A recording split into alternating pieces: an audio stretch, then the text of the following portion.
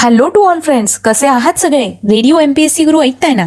Radio MPSC Guru spreading the knowledge powered by Spectrum अकॅडमीमध्ये मी RJ Priya तुम्हा सगळ्यांचं स्वागत करते. विद्यार्थी मित्र मैत्रिणींनो, आपण दिवसाची सुरुवात एक चांगल्या आणि प्रेरणादायी विचाराने करत असतो. चला तर मग ऐकूया आजचं विचारधन हे सत्र. स्वतःचा विकास करा. ध्यानात ठेवा, गती आणि वाढ हीच जिवंतपणाची लक्षणे आहेत. हा विचार होता स्वामी विवेकानंद यांचा. दिवसाची सुरुवात एका चांगल्या विचाराने करण्याचा हेतू इतकाच असतो. दिवसाची सुरुवात एका चांगल्या विचाराने करण्याचा हेतू इतकाच की यातनं आपल्याला सकारात्मक ऊर्जा मिळावी. चला तर मग यानंतर वळूया आपल्या दिनविशेष या सत्राकडे.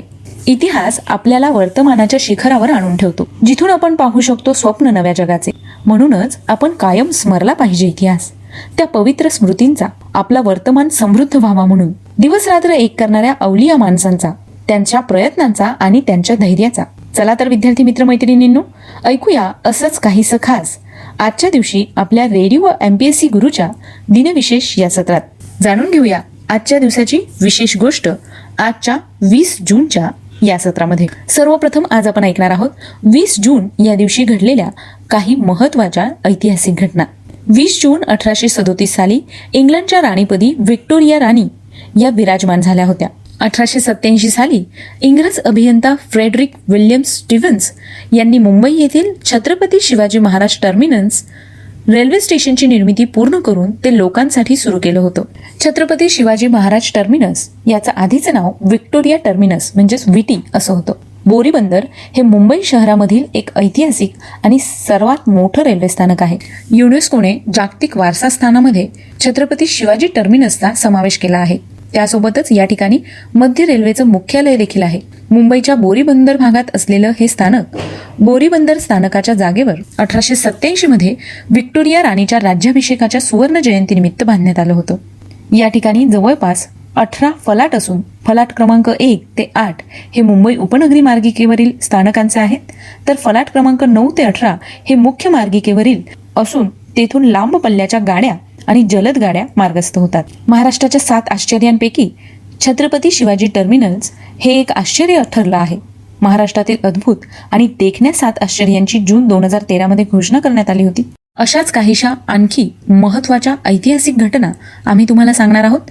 याचबरोबर काही महत्वाच्या व्यक्तींचे जन्मदिवस आणि स्मृतिदिन याविषयी सुद्धा माहिती देणार आहोत. पण त्याकरता तुम्हाला फक्त गुगल प्ले स्टोअर ॲपमधून रेडिओ एमपीएससी गुरु हे ॲप्लिकेशन डाउनलोड करावं लागेल आणि ही संपूर्ण माहिती याचबरोबर आणखी काही महत्वाचे सत्र तुम्ही ऐकू शकता अगदी मोफत. चला तर मग पटकन ॲप्लिकेशन डाउनलोड करा आणि ऐकत राहा radio MPSC Guru spreading the knowledge powered by spectrum academy.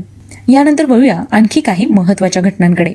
1899 साली केम्ब्रिज विद्यापीठाच्या ट्रायपॉस या गणिताच्या अंतिम परीक्षेत रघुनाथ पुरुषोत्तम परांजपे यांचा वर्गात प्रथम क्रमांक आल्यामुळे त्यांना सिनियर रँगलर होण्याचा बहुमान मिळाला. आजच्याच दिवशी 1960 साली महाराष्ट्र राज्य विद्युत मंडळाची स्थापना करण्यात आली. महाराष्ट्र राज्य विद्युत मंडळ म्हणजेच MSEB याची स्थापना 20 जून 1960 रोजी करण्यात आली होती. महाराष्ट्र शासनाची विद्युत निर्मिती व पुरवठा करणारी ही एक कंपनी आहे. मुंबई वगळता राज्यातील वीज निर्मिती, तिचे पारेषण व वितरण करण्याचे काम MSCB कडून केले जाते. यानंतर जाणून घेऊया आणखी काही महत्वाच्या घटना. 1921 साली लोकमान्य टिळक पुरस्कृत राष्ट्रीय शिक्षण विद्यार्थ्यांना देण्यासाठी पुण्यात टिळक महाराष्ट्र विद्यापीठाची स्थापना करण्यात आली. आजच्याच दिवशी सन 2001 साली पाकिस्तान देशाचे सेनाप्रमुख जनरल परवेज मुशर्रफ हे पाकिस्तानचे राष्ट्राध्यक्ष बनले. सन 2014 साली प्रसिद्ध कवी केदारनाथ सिंह यांना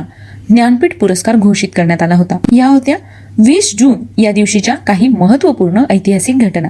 आज काही महत्वपूर्ण व्यक्तींचे जन्मदिवस आहेत. चला तर मग त्यांच्याविषयी जाणून घेऊया. 1869 साली प्रसिद्ध भारतीय व्यापारी व किर्लोस्कर समूहाचे संस्थापक लक्ष्मणराव काशीनाथ किर्लोस्कर यांचा जन्म झाला.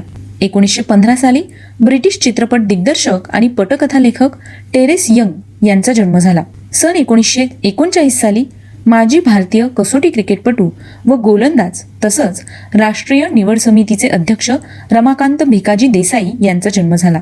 सन 1952 साली पद्मश्री पुरस्कार व साहित्य अकादमी पुरस्कार सन्मानित प्रसिद्ध भारतीय कादंबरीकार आणि कवी विक्रम शेठ यांचा जन्म झाला.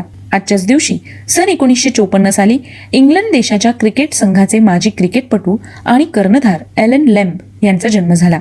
सन 1972 साली माजी भारतीय क्रिकेटपटू पारस म्हांबरे यांचा जन्म झाला. सन 1976 साली प्रसिद्ध भारतीय महिला कसोटी व एकदिवसीय आंतरराष्ट्रीय क्रिकेटपटू देविका पळशीकर यांचा जन्म झाला. या सगळ्या व्यक्तींना जन्मदिवसाच्या निमित्ताने रेडिओ MPSC गुरुकडून खूप खूप शुभेच्छा. यानंतर अशा काही व्यक्तींविषयी जाणून घेऊया ज्यांनी इतिहासात स्वतःचं नाव सुवर्ण अक्षरांनी कोरलेलं आहे. अशाच काही व्यक्तींचा आज स्मृतिदिन आहे. जाणून घेऊया त्यांच्याविषयी.